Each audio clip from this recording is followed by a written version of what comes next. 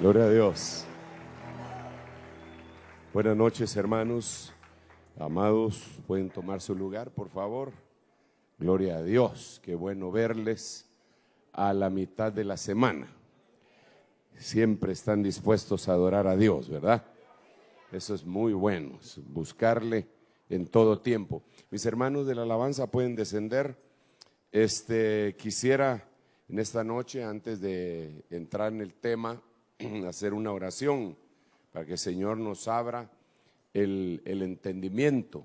Yo creo que a veces se dicen verdades que cuando no se captan o se les hace el seguimiento necesario del estudio, del anhelo, de la oración, del clamor, uno puede malinterpretar lo que el Señor dijo. Uno de los ejemplos es el apóstol Pablo hablando acerca de la gracia, y la gente entendiéndole que él estaba diciendo, debido a que él había dicho que donde abundaba el pecado sobreabundaba la gracia. Entonces la gente interpretó, algunos indoctos que tuercen las escrituras para su propia perdición, dice Pedro, ¿verdad? Interpretaban que para que hubiera bastante gracia había que pecar. Pero eso no es lo que había dicho él, ¿verdad? Entonces, a partir de una verdad que proviene de Dios, se pueden malinterpretar cosas si no se le hace un seguimiento. No se trata, miren, no se trata de decir en un mensaje unos cuantos remas y que el mensaje sea tremendo, ¿eh? Y gloria a Dios, y que bueno, se echó buenos chistes y buenos gritos, ¿verdad? No. Se trata de que es una orientación en donde uno está metiendo una especie de piochazo en una veta que hay que ir a explorar. Todos la tenemos que ir a explorar, no solamente el pastor, ni el maestro, ni ninguno de los otros 3 ministerios restantes, sino que todos nosotros tenemos la obligación y tenemos la gran dicha, la gran ventaja de que tenemos Biblia. Usted tiene Biblia, ¿verdad? Esa es una gran ventaja, porque los que nos antecedieron, muchos de ellos murieron y no leyeron la Biblia. Digamos los mártires, los primeros 100 o 200 años de la iglesia, ellos no tenían Biblia. Ellos, si mucho tenían lo que los judíos le llaman la Tanakh, que son los libros del Antiguo Testamento. Pero ellos no tenían los 27 libros del Nuevo Testamento. Las epístolas estaban regadas en diferentes iglesias en las cuales los apóstoles del Cordero y algunos del Espíritu habían escrito y se las pasaban. Pablo en alguna carta dice: esta carta, cuando la terminen de leer, pásensela a la otra iglesia, y la que a ellos les mandé, ustedes léanla también. O sea que no estaban compiladas. La Biblia no estaba compilada. Y ellos, bueno, y después cayó en el poder, en el año 300 y pico, cayó en el poder de la iglesia imperial romana, y entonces ella secuestró las escrituras. Nadie las podía leer a partir del año 300, 400, le secuestraron a la cristiandad y a la humanidad las escrituras.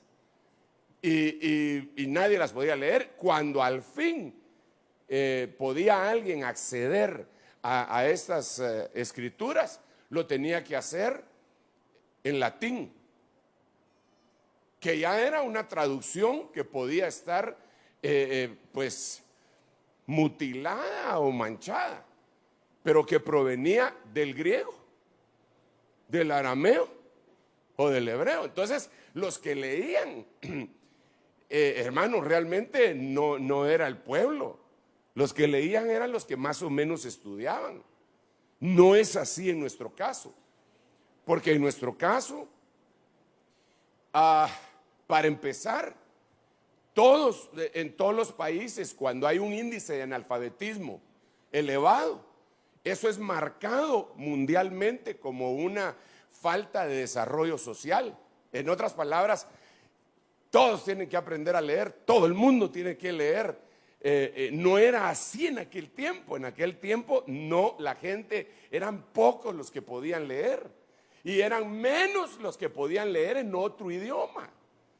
Pero ahora somos una gran mayoría los que podemos leer, y si hay alguien entre paréntesis que no lo puede hacer, debe de acercarse para que le enseñemos a leer.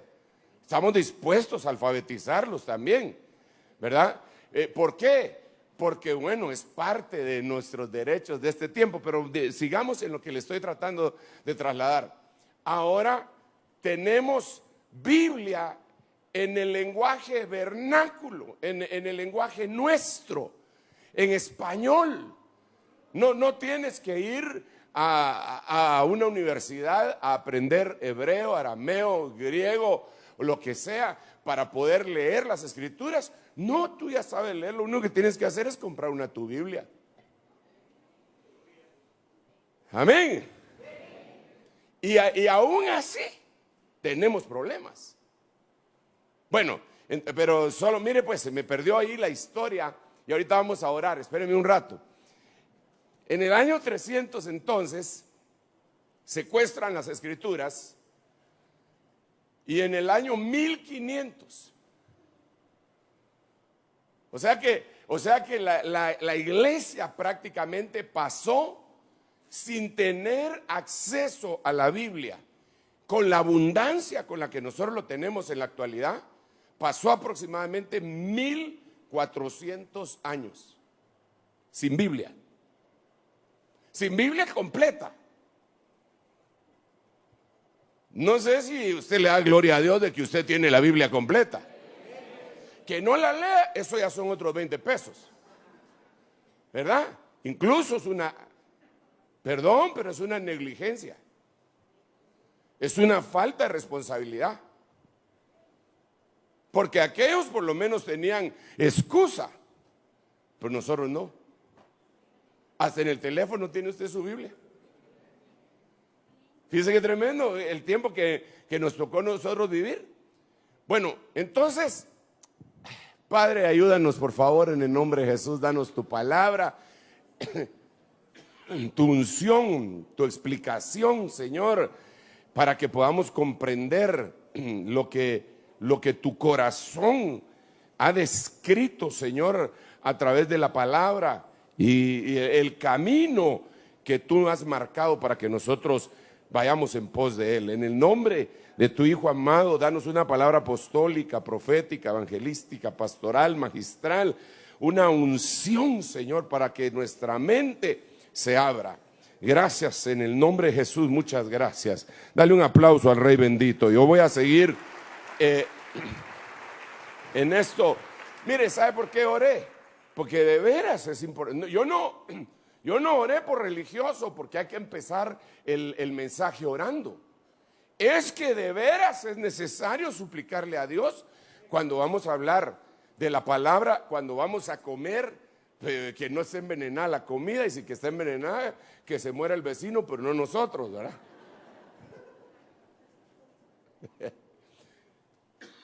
Entonces, mire pues, siguiendo en esos pensamientos, entonces en el año 1500 sucedió algo, 1517, hace 500 años, sucedió algo asombroso. Es conocido como el movimiento de la Reforma.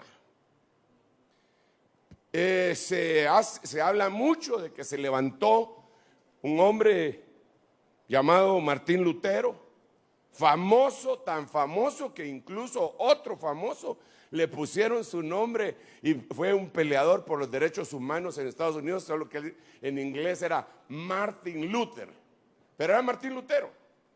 O sea, él impactó, pero no fue el único. Él no fue el único. Mire, cuando Dios envía un avivamiento, generalmente envía grupos de personas.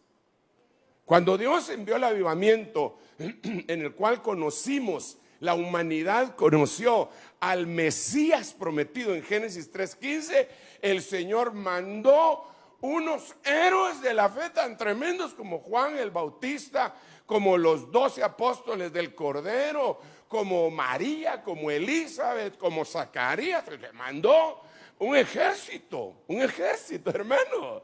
Si el Señor trae un avivamiento ahora, créame que Dios está enviando un ejército también sobre la tierra. No ha enviado mediocres el Señor para el último tiempo. Ha enviado héroes de la fe que nunca van a ser escritos en la Biblia. Son anónimos. Pero héroes. No van a ser tan famosos como Pablo. ¿Quién no conoce a Pablo? Hasta los testigos de Jehová lo conocen. Todo el mundo conoce a Pablo. ¿Quién no conoce a Pedro y a todos ellos? Pero en este último tiempo, Dios prometió que iba a levantar ministros de acuerdo a su corazón. Aleluya. Porque les apagaron el chopper a ustedes. Y el que tiene tos soy yo. Y hasta aquí no llega eso. Si ustedes tienen calor. ¿No? Bueno, ¿en qué quedamos? Uno dice sí, otro dice no. Es que yo ya llegué a los 50, hermano. Dice una hermana por ahí. Bueno, entonces dejémoslo así. Eso ya no es un calor de... Bueno, sigamos pues. Esos son calores, no calor. Inevitable, ¿va? Bueno, ¿por dónde iba cuando la menopausia interrumpió la plática? ¿Por dónde iba? Ya. Ya encontré el hilo, dijo el pastor, ¿verdad?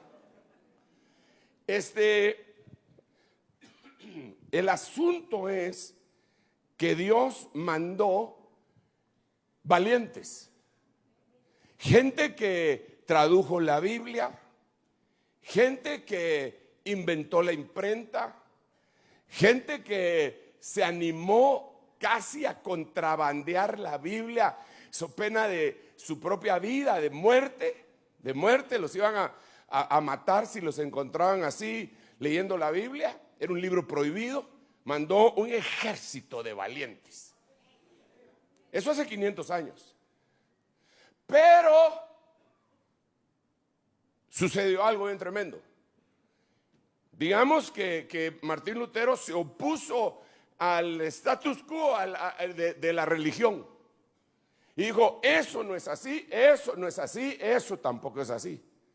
Y una de las cosas que prevalecía en aquel momento es que para que uno se salvara, se tenían que hacer obras. ¡Qué silencio! Pero está bien, ¿verdad? La gente que se quería salvar tenía que hacer más de alguna obra. No quiero meterme en problemas, por favor. Eso es historia. Eso usted lo puede conseguir en Google. Google lo sabe todo. Solo lo mete usted así en Wikipedia. Wikileaks no, porque eso es otra cosa, es lo que hace, ¿verdad? Pero en Wikipedia solo pone ahí Movimiento de la Reforma, sucesos que llevaron acá, que al final de cuentas desembocaron en la Reforma, y ahí va a saber usted todo lo que hacían. Pero una de las cosas que estaban sucediendo en aquel tiempo era que se estaba haciendo un templo. En ese tiempo se habían dado a hacer catedrales. Las catedrales se tardaban a veces 100 años en hacerlas. Eso quiere decir que el arquitecto que las empezaba a hacer no era el mismo que las terminaba. Sí, era impresionante. Esas catedrales, por eso son unos monumentos. Se llamaban 100 años, algunas para poderlas hacer. Y entonces, eso se había sustituido, ¿verdad? La gloria de Dios ya no estaba, y entonces había que impactar a la gente con una obra humana que podría ser, en este tiempo podría ser el arte. Por eso hay que tener mucho cuidado con el arte. El arte le pertenece a Dios, pero no hay que olvidar que lo importante siempre es la unción del Espíritu Santo. Si no hay unción, aunque haya lo que haya, telenovelas cristianas, porque ahora hay telenovelas cristianas, está una de Moisés, otra de no sé quién, otra de no sé cuánto, ¿verdad? Y le echan salsa a los tacos. Y ahí está la gente prendida, ¿verdad? Y sabe la gente, algunos saben que lo que están diciendo no es bíblico, pero otros no lo saben. Porque entonces, al perder la unción, se vuelve entretenimiento. Y eso pasa en las otras artes. La alabanza puede llegar a ser que la alabanza sea tan profesional que se pierde la unción. Pero la técnica, hermano, si la música en sí es atractiva. Usted no me va a decir que los músicos esos famosos son ungidos. ¿Cómo es que se llama ese cuate que canta bien chilero porque no mira? Andrea Bocelli. Usted no me va a decir qué unción la Andrea Bocelli va. No tiene unción, pero canta bien chilero.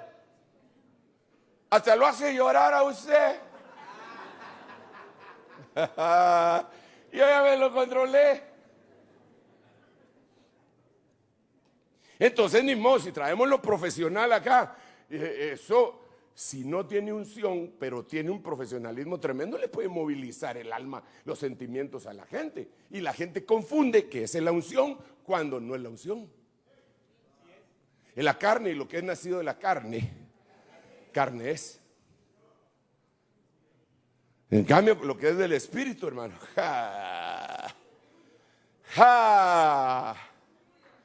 yo siempre le he contado que yo conocí a una hermana ancianita, y allá, yo la conocí allá ya, siendo ella ancianita, pero una siervaza, ¿eh?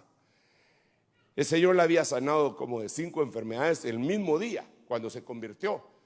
Tenía cáncer, elefantiasis y otras enfermedades que no me acuerdo. El marido la tenía durmiendo en el garage de la casa porque apestaba, y ya el marido decía que se iba a morir y que se muriera ahí, ¿verdad? Pero el Señor la sanó en una campaña.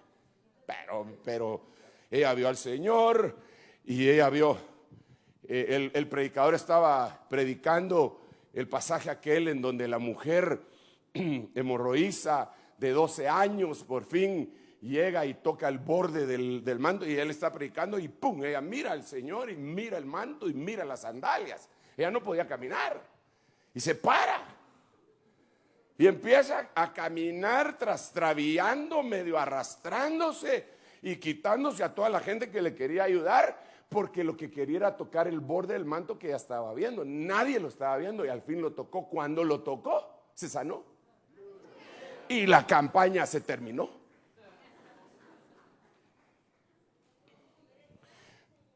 Porque ahí ya no le dijeron, ¿y usted qué tenía, hermana? Porque todo el pueblo sabía lo que tenía. Ni le dijeron, y puede hacer lo que no hacía antes. Pues si no podía caminar, estaba brincando. Si tenía las piernas de este tamaño hinchadas, los pies, los tobillos, y ahora los tenía normales. ¿Qué? Ella está brincando. Y así se fue. Pues esa hermana, eso es lo que le quería contar. Lo que le quería contar es que esa hermana aprendió a tocar guitarra sobrenaturalmente, pero no la tocaba bien. No le hizo seguimiento al milagro, pero porque Dios le dio un canto. Creo que se llamaba Rey de Paz. Y ella lo cantaba: mi buen Jesús, con grande amor te entrego mi alma. Pero ella lo cantaba con aquella voz temblorosa de una ancianita, pero con una unción. Y los grupos musicales de la época grabaron la canción.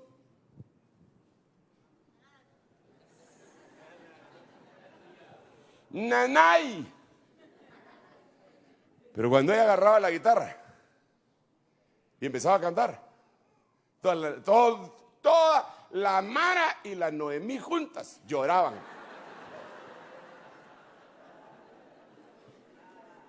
Porque lo que prevalece es la unción. Entonces estamos ubicados en nuestra mente en este momento hace 500 años.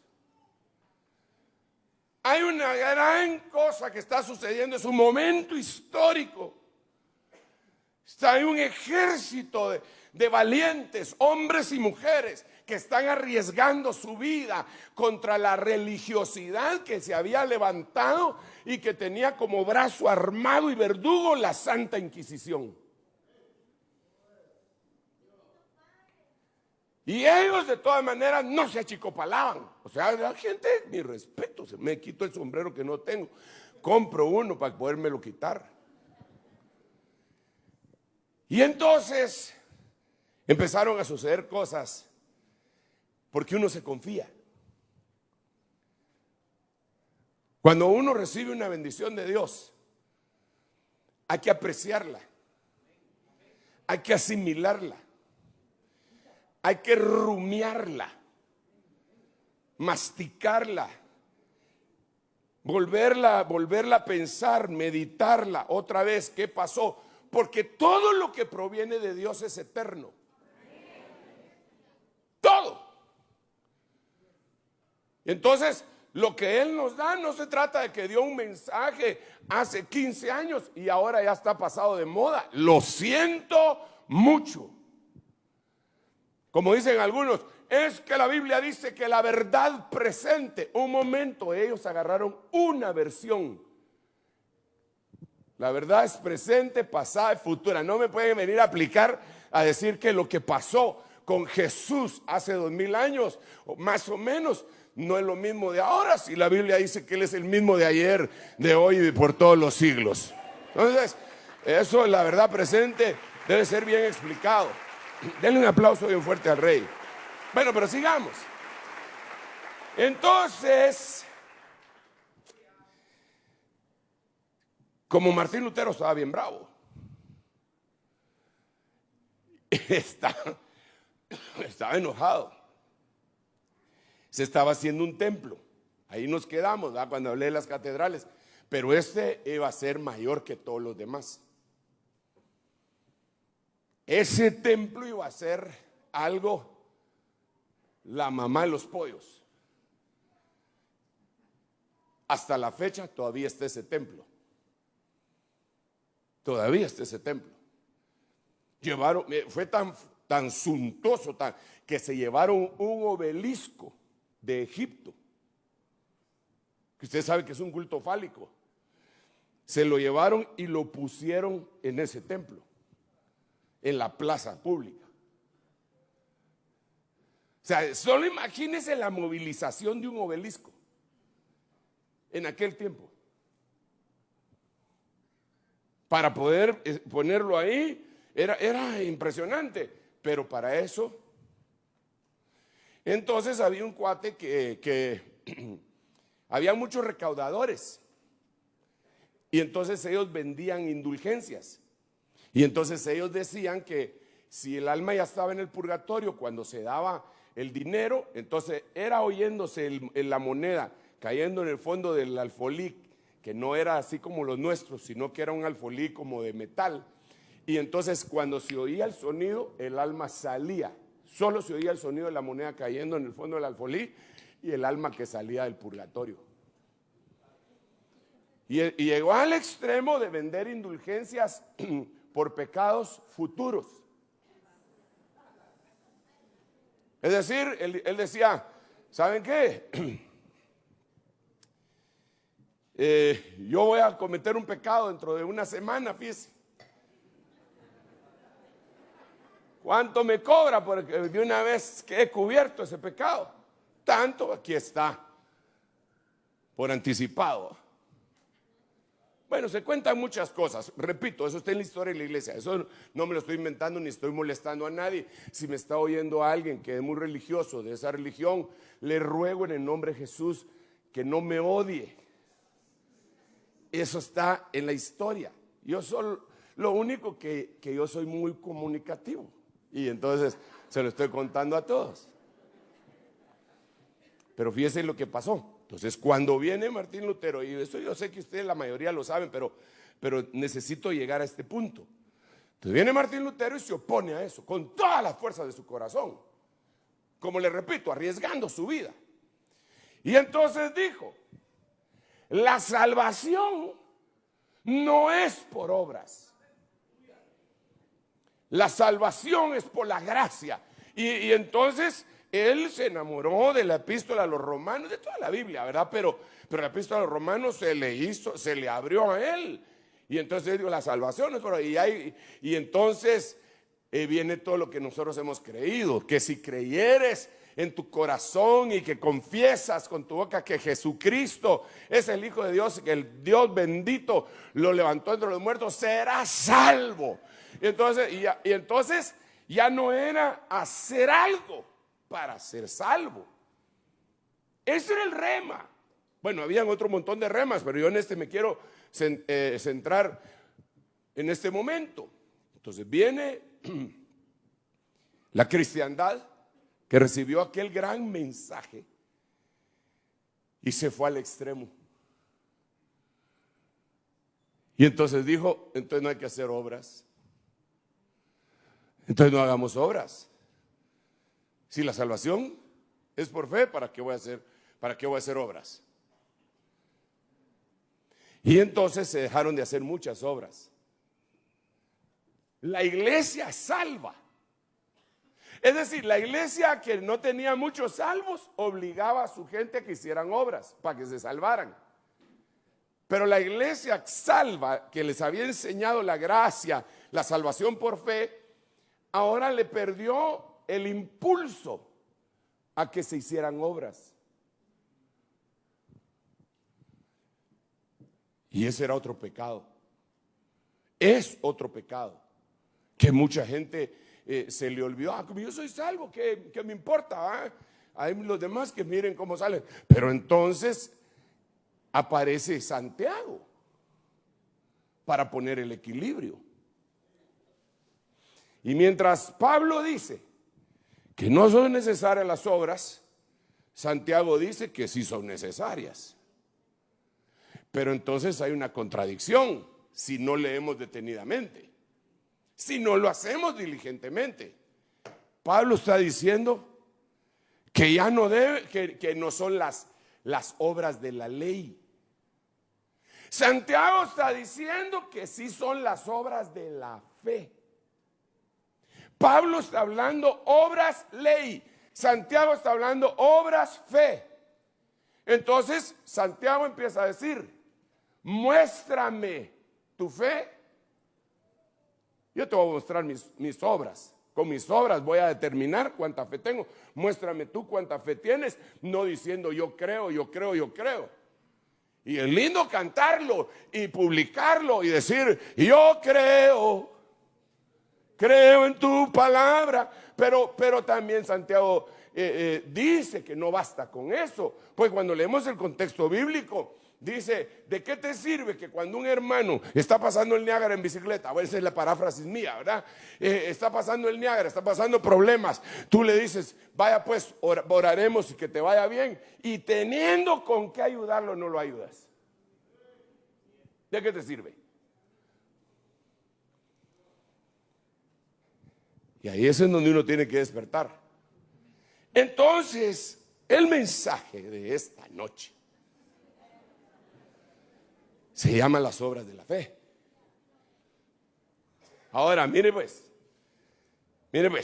me voy a basar en este versículo, Santiago 2:18. Pero alguno dirá, tú tienes fe y yo tengo obras. Entonces él dice, muéstrame tu fe sin las obras y yo te mostraré mi fe por las obras. Es decir, si yo tengo fe, tengo que tener obras. Ahora, aquí quiero parar un momentito. Cuando quiero conversar con usted, porque aunque usted no lo crea, aunque usted no se lo crea, pero yo sí lo creo, se me hace que usted es una especie de teólogo. Sí, usted no se considera así. Usted se considera una oveja. Pero si yo lo suelto a usted en medio de una pelea de teólogos, usted les empieza a decir cosas que los desarma. Yo lo sé. Usted les empieza a decir a uno de esos teólogos, no, lo que pasa que usted está diciendo ese versículo, pero en el griego dice tal, le dice usted al teólogo. Y el teólogo dice, no, yo solo le he leído en latín, le dice. Sí, pero el latín no es el idioma original, le dice usted. Y ya lo metió en problemas. ¿Y usted quién es? Le dice usted. Soy una ovejita, de las que menos saben en mi iglesia. Ya le voy a traer a las que más saben. No, quedémonos con usted, le dice. Entonces, partiendo de que yo sé que un buen grupo de ustedes sí saben, leen la Biblia, se les hace rema un montón de cosas, algunos ni siquiera predican, pero tienen apuntadas cosas que algún día les van a servir. Entonces le quiero hacer una pregunta en base a eso. ¿Cuáles serían las obras de la ley? ¿Perdón? ¿Quién habló? La circuncisión es una obra de la ley. Guardar el sábado era, bueno, ahí tenemos que hablar. Guardar el sábado a la manera de Moisés era una obra de la ley. Al que agarraban sin guardar el sábado, hubo un cuate que lo agarraron acarreando leña y lo mataron. Pero eran obras de la ley. Las 613 ordenanzas eran obras de la ley. Los 10 mandamientos, la circuncisión que decía mi hermano, sí, todo eso eran obras de la ley. Pero por esas obras de la ley, ninguno podía ser salvo. Fíjese qué tremendo. Eso es lo que dice la Biblia, eso no lo digo yo. No podía nadie ser vivificado ni justificado por las obras de la ley. Por eso es que Dios vino y se hizo hombre. Cumplió las obras de la ley y entonces Él se convirtió en un espíritu vivificador. Y cambió todas las cosas. Pero no quiero ir por ahí, Ok, ustedes ya me dijeron algunas obras de la ley. Entonces ahora yo le quiero preguntar otra cosa. Ok, ya las obras de la ley ya dijimos que en el pastel.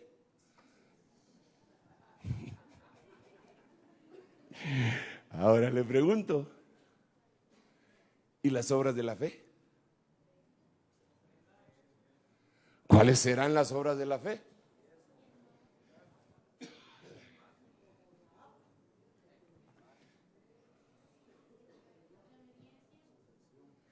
Porque usted ya me mencionó obras de la fe, perdón, de la ley, pero ahora de la fe. Mire, se nos puede ocurrir un montón, pero aquí en la Biblia hay unas que son bien tremendas. ¿Quiere saber cuáles son? No se pierde el viernes. No, de una vez. ¿Para qué dejar para mañana lo que se puede hacer hoy, verdad? Mire esta versión. Filemón capítulo 1 versículo 6. Pido a Dios que pongas en práctica la generosidad que proviene de tu fe. A medida que comprendes y vives todo lo bueno que tenemos en Cristo.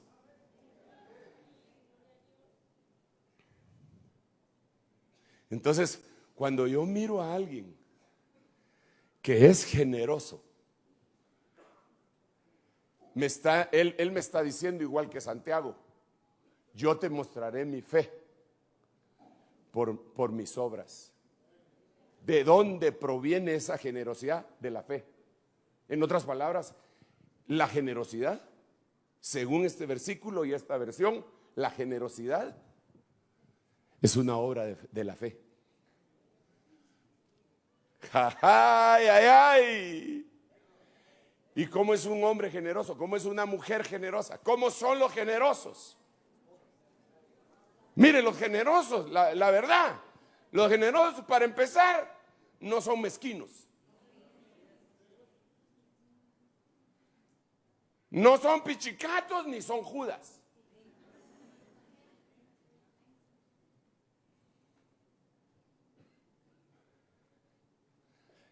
Los generosos se derraman de tal manera que uno hasta pena les da. Perdón, a uno le da pena, no les da, sino a uno le da pena que sean tan generosos. No, cálmese, tranquilo. No, mire, generosos. Los macedonios no tenían nada.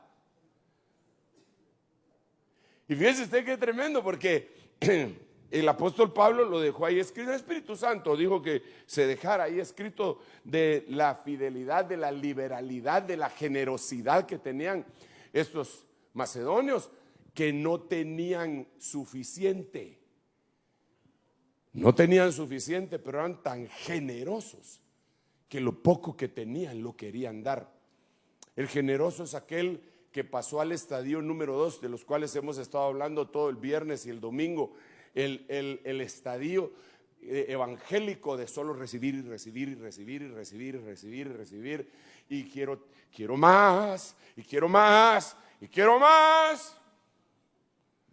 Y lo cantábamos. Yo le conté que cantábamos hace años y ahora también. Cúbreme, cúbreme, extiende el borde de tu manto. Cúbreme. Yo quiero más y más de Cristo. Yo quiero más. Y claro que queremos más. Pero ¿para qué queremos más?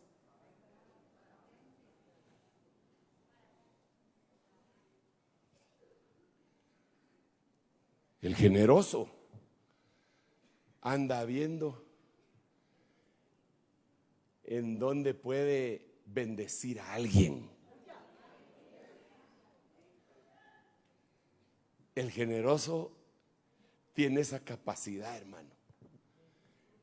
Y como sabe que tiene algo, lo administra. Yo le he contado a usted que hace muchos años, muchísimos años, yo recibí una lección. Bueno, yo recibo lecciones a diario, pero esta no se me olvidó muchito. Porque resulta que estábamos en un retiro en Honduras, en un lago que se llama Yohoa. Le estoy hablando de hace aproximadamente unos 30 años, más o menos, 28, 25 pues, para que no me mire tan viejo. Y estaba muy lindo. El retiro, el apóstol predicaba, era lo máximo. Y ahí estaba, gozándome mi retiro. Solo había una pequeña cosita. Y es que la comida que nos daban, que por cierto era gratis, estaba muy buena. Pero de lo bueno, poco, ¿eh? Entonces yo me quedaba con hambre. Pero no solo yo, no va a creer, a usted porque es de 12 cilindros, hermano Sergio. No, tampoco me juzgue para no ser juzgado. Los hermanos también se quedaban con hambre. Entonces entre todos platicamos, decíamos, mira, ¿y qué hacemos vos? Salgamos a la carretera y a una tienda, compramos una quesadilla, pan, lo que sea, y una soda, y ahí ajustamos. Si no, vamos a desfallecer en el camino.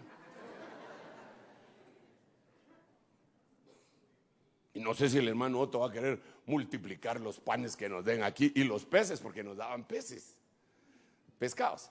Bueno, la cosa que salíamos y encontramos unas tiendas en donde vendían mojarras fritas, de ahí, era rico.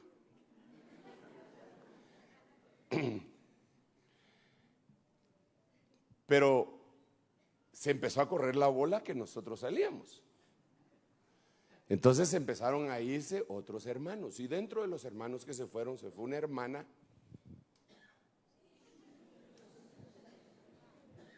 en dólares, no en quetzales, así, fichudaza, hermano. Y entonces llegábamos, pedíamos nuestras cosas, y un día entramos en una tienda en donde había un montón de muchachitos jugando. Y cuando ella entró, los contó, 1, 2, 3, 4, 5, 6, 7, y le dijo al de la tienda: dame 10 de esas, de unas cositas que tenían como leche y con sabores, y unos panitos, 10 dame, 10, ¿cuánto es? Y pagó. Y entonces se dirigió a los muchachitos y les dijo: miren, mis hijos, esto se los manda el Señor Jesucristo. Y les dio a todos ellos, ¿eh? Y yo me quedé muy impactado. Todos nos quedamos impactados comiendo nuestra mojarra.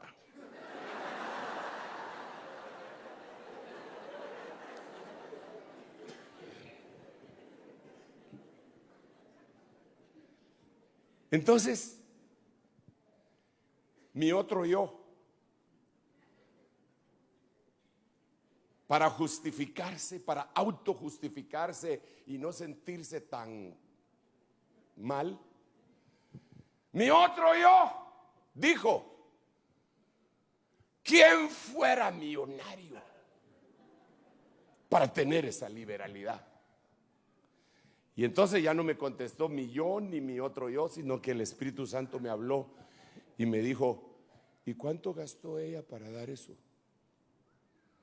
Y yo hice las cuentas. Poquito. ¿Y no tienes tú eso? Sí, tengo más de eso. ¿Y por qué tú no lo hiciste?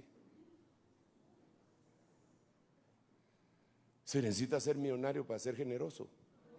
Hijo, le dije yo. No, eso me preguntó el Señor. Usted sí que, en vez de ayudarme, más me hunde, ¿va?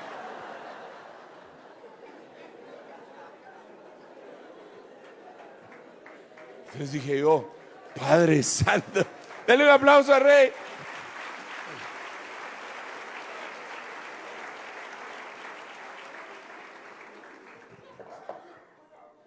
El generoso es aquel que dejó de pensar en sí mismo y que anda viendo a quién bendice. Y no estoy hablando únicamente de dinero, hermano, ni que traigan dinero al folí, sino que en sí sea generoso esa persona que tiene fe. Entonces, hermano, va a salpicar para todos lados y no le va a doler. Si alguien lo traiciona después de que él le dio, no se lo ande echando en cara. Dice: bueno, yo se lo di, no lo supo aprovechar. Hay que mire él que hace, pero yo no me cansaré de seguir haciendo el bien, porque si yo no me canso, a mi debido tiempo voy a cosechar. Denle un aplauso bien fuerte al Rey. Obras de la fe. Ser generoso. Ser generoso en atención, ser generoso en tiempo, ser generoso con las cosas con las que tú tienes.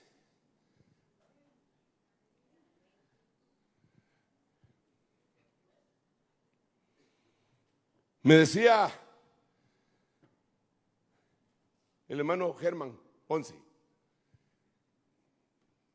en medio de mi prueba, me dice: he aprendido unas cosas y Dios me da unas lecciones. Y yo le decía: yo también he aprendido unas que no te puedes imaginar. Echemos apuestas, le decía yo. Entonces me contó una, pero como él no me dio permiso, no se la puedo contar. No, así se la va a contar.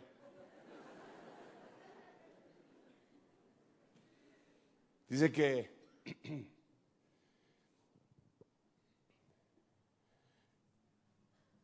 entraba a hablar con un médico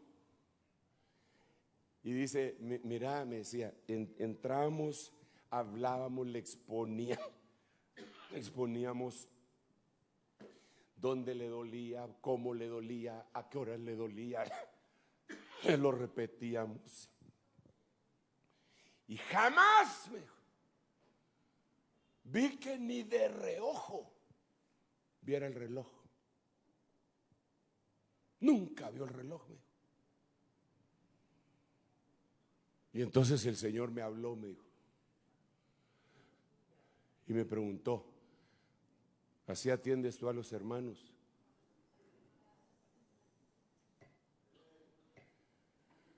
Uy, le dije yo, te voy a dar un secreto, le dije.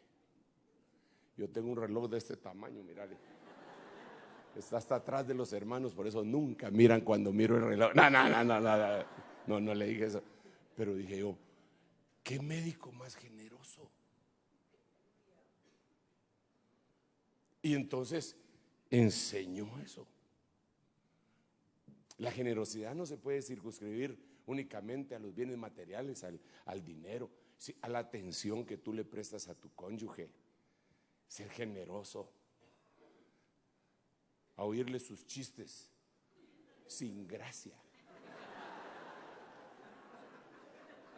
que en vez de darte risa te dan cólera, pero te ríes, ¿sabes? Ya, no hayas cómo hacer para saber. Ay, ¿te gustó? Te voy a contar otro. No. Demasiada risa me vas a meter. Ya. La fe te va a hacer generoso. Entonces, es una obra. Yo no estoy diciendo que el que no es generoso no tiene fe. Ojo con eso. Esa es una de las obras de la fe, ser generoso. Brota, no es, repito, no es una persona mezquina. Siempre está viendo cómo ayuda a los demás. Siempre. Hay un accidente, no se para a guanaquear, se para a ver si puede ayudar. Y si no puede, agarra su carro y se va. No se queda ahí. Alá. 11 fueron los que atropellaron, ¿verdad? Alá, mire. No, si puede ayudar, se baja, ayuda. Y lo hace. Incluso puede ser un médico. Fíjese que un día yo trabajaba en lo secular todavía. Y estaba allá en la Cámara de Comercio, había una convención de médicos. Y en la parte de abajo, yo no sé si todavía hay eso ahí, pero había una cosa de Xerox, donde se sacan fotocopias y toda la cosa, ahí había. Pero había un gran vidrio, pero un gran cristal, hermano. Y entonces un señor, ya entrado en edad, agarró, oiga, había una convención de médicos. Entonces, en eso vino el ¿cómo se llama? El break. ¿Cómo le dicen en su pueblo al break? La refa. Entonces, había un tiempo de descanso. Entonces un señor iba a sacar unas fotocopias y venía caminando bien rápido, así, y no se dio cuenta del vidrio. Y ¡pau! Lo quebró. El vidrión, hermano, pero se vinieron los pedazos. Y en esta parte de acá le cortó y quedaba colgando esto de aquí de la piel.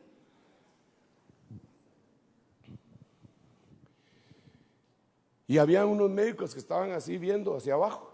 Y cuando vieron el accidente empezaron a gritar: ¡un médico! ¡Un médico! ¡Un médico!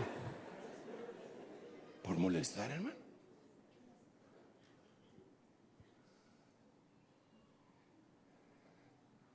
Yo creo que lo primero que debería de haber hecho es: muchachos, pásenme el maletín, bajemos, ayúdame, vamos, ese hombre se va a desangrar, y qué sé yo, y agarrarlo ahí, y llámense al 911.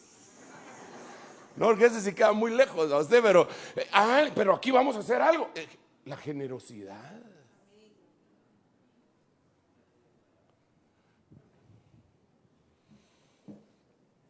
Me impresionó mucho eso. Imagínense, para después de tantos años se me ha quedado y me recuerdo bien el Señor ese, ¿cómo se lee?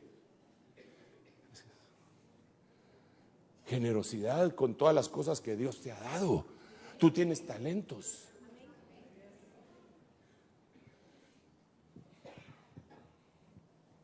Otra vez ¿va? Este no es generoso. En la música hay unos hermanos que son dotados, superdotados en eso, hermano, que aprenden así. Cuando nacieron les pusieron un chip y ya empiezan a tocar y toda la cuestión. Y tal vez hay un hermano que ama con todo su corazón, él quiere estar en la alabanza, y el dotado no es generoso, es mezquino, porque no da obra, no tiene, su fe no tiene obras. Y entonces, en vez de ayudarlo, dice: mira, ¿para qué te voy a hacer perder tu tiempo? Vos jamás de los jamases.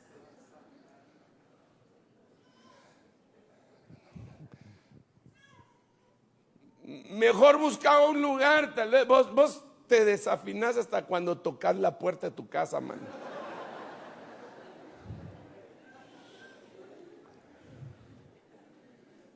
O tal vez hay uno de ellos que es genio y todos los demás son normales. Y entonces el normal se equivoca.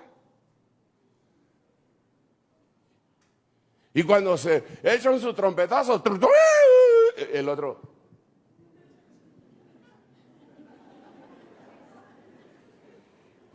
Por eso no me gusta tocar con este grupo.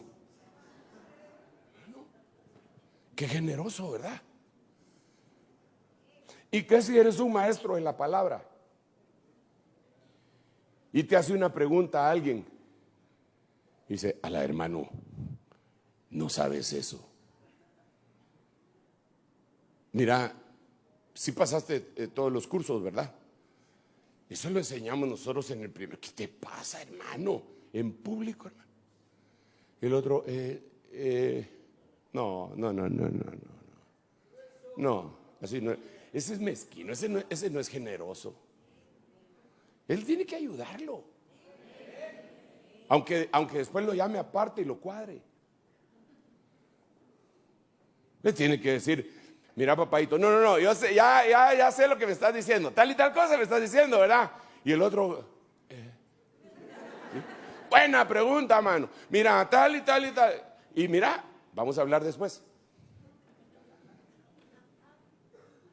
Y el otro bien contento, ya, pero ya no en público. Ya los demás solo miran que le está haciendo así en la cabeza. O sea, porque si hay que corregirlo.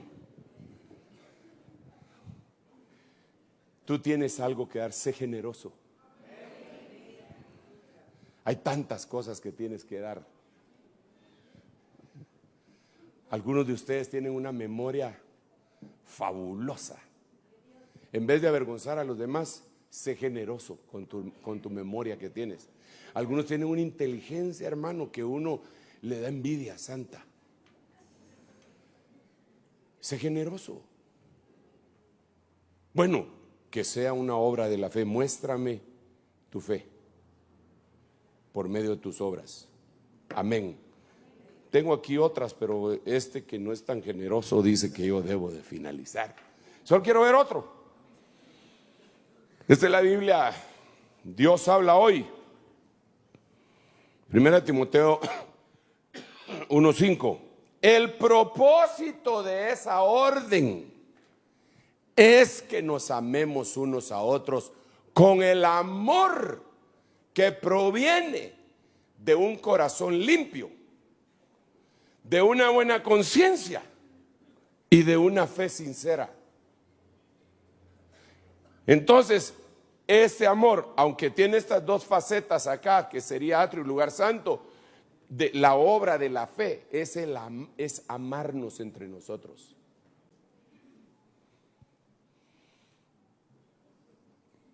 Sin lugar a dudas, eso es una de las cosas más difíciles y por eso se puede hacer solo por la fe. Porque si no es por la fe, nos terminamos odiando, hermanos. Sí, hombre, sí, mire, donde hay aglomeración de gente siempre hay caos. Ese hermano me quitó el parqueo. Y ahí se la lleva de que ahora profetiza. Y a mí no me quiso dar el parqueo. Pero si la fe es gloriosa en ti, va a darte todo esto que te estoy diciendo. Ponte de pie y déjame bendecirte. ¿Cuántos quieren tener obras de la fe? Yo sé que Dios te las va a dar. Te las va a dar. Sí, te las va a dar. Te las va a dar. Tengo un hermano que, pues dentro de la fe que yo le veo a él, es que a veces es generoso bastante. Y fíjese que cada vez que tenemos vigilia y él viene, va a McDonald's y compra como ¿cuántos, muchachos? Como 400 desayunos. Los de McDonald's, cuando le dicen 400 desayunos, creen que está bromeando.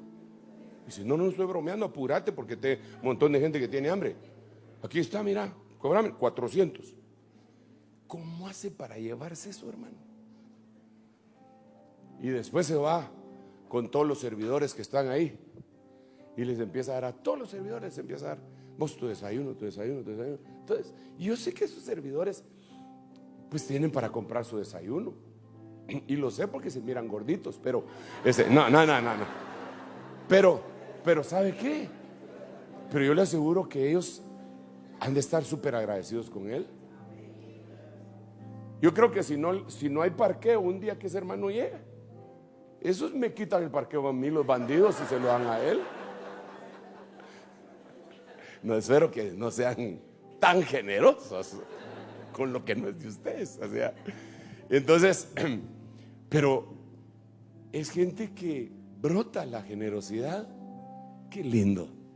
Yo le pido a Dios que tú seas generoso, más de lo que eres, mucho más. Yo quiero que en medio de esa generosidad tuya hagas una oración por alguien que lo necesita. ¿Quién más puede necesitar una oración que alguien que no conoce a Jesús? Tú puedes dar lo que tienes. Si tú tienes fe, tú fuiste salvo. Más de alguno vino aquí hoy y no conoce al Señor como su único su suficiente Salvador, y tal vez está en las redes, en la televisión, en la radio o en el DVD que va a ver después, pero tú lo vas a bendecir. Te ruego que empieces a hacer una obra de fe. Intercede. Y Señor, yo te ruego con todo mi corazón, Padre, que toques tú el corazón de aquella persona que ha venido a este lugar, que no te conoce como Salvador. Por favor, Señor, no dejes que se pierda. Nosotros nos unimos a tu deseo, Señor, a ese deseo precioso que tú dijiste que no querías que nadie pereciera, sino que todos procediéramos al arrepentimiento. Toca los corazones hoy, Señor. Si hay alguien que vino sin conocerte, toca su corazón, atráelo, Señor, y que sea desarraigado del reino de las tinieblas para venir al reino de la luz admirable de tu Hijo Jesucristo. Hoy, en el nombre de Jesús, sigue intercediendo un momentito más. Incluso eleva tu intercesión para la gente que quizá no está aquí, tu familia que no conoce a Jesús. Lánzale una bendición a esa persona.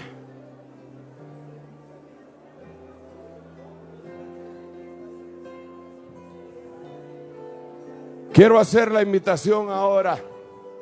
¿Habrá alguien que quiera aceptar a Jesucristo como su único y suficiente Salvador? Si hay alguien, yo le pido que venga aquí al frente, que me permita orar por usted. Aquí a mi derecha viene una persona. Gloria a Dios. Acércate, tráiganle, ayúdenle. Gloria a Dios. Bienvenida, mi hermana, bienvenida.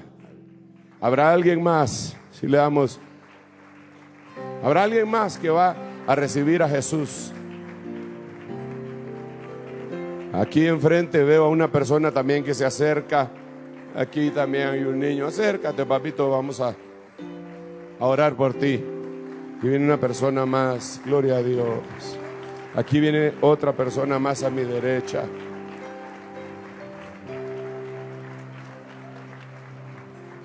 Si hay alguien más todavía, hoy es el día de salvación para ti. No te tardes en venir. Dios puede hacer grandes cosas en tu vida. Un último llamado antes que oremos. ¿Habrá alguien más todavía que va a aceptar a Jesús? Este es tu día. Este es tu día de salvación. Noche gloriosa. Todos mis generosos hermanos, ¿por qué no le prodigan una bendición a estas gentes que vinieron al frente? Señálenlos, dirija sus manos hacia ellos y ore por ellos. Yo sé que usted desea que oremos por usted también y lo voy a hacer, pero ore por ellos. Sea generoso, sea generoso. Bendígalo. Bendiga a esta gente que ha venido aquí al frente. Que sean cientos de personas orando. Eso es. Bienvenida, mamita. Dios te bendiga. Padre, en el nombre de Jesús, nosotros proclamamos una bendición sobre estas personas que hoy han venido. Y la bendición que nosotros proclamamos sobre su vida, Señor, es que tú quites de ellos absolutamente toda nube contraria. Maldiciones sean eliminadas hoy, que sean trasladados de las tinieblas a la luz admirable de tu Hijo Jesucristo. Que operes el milagro del nuevo nacimiento en su espíritu, Señor. Que tú hagas una obra tan grande en sus vidas, papito lindo. Por favor, inscríbelos en el libro de la vida del Cordero. Hazlo tú, Señor. Y en cuanto a este pueblo, Padre, yo proclamo una bendición sobre sus vidas. Te ruego, Señor, que la fe que habita en ellos, Padre, se manifieste a través de la generosidad, de la santidad, de la justicia, de la justificación, de la sanidad y de todas aquellas cosas que son obras de fe. Yo proclamo bendición sobre sus vidas, rogándote que tú, Señor, avales esta bendición, bendiciéndoles directamente en el nombre de Jesús. Haz tú la obra, Señor. Tus sendas, oh Jehová, y andaré en tu verdad, oh Señor. Deseo amarte con todo mi ser, sentir tu presencia en mí más cada día. Enséñame.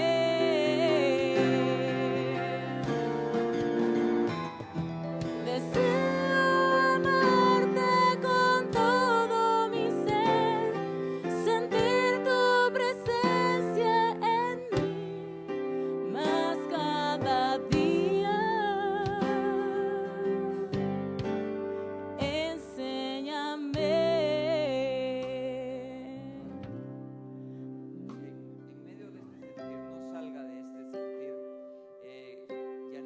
Priscila y Crista López de Barrios están cumpliendo años, queremos bendecirlos.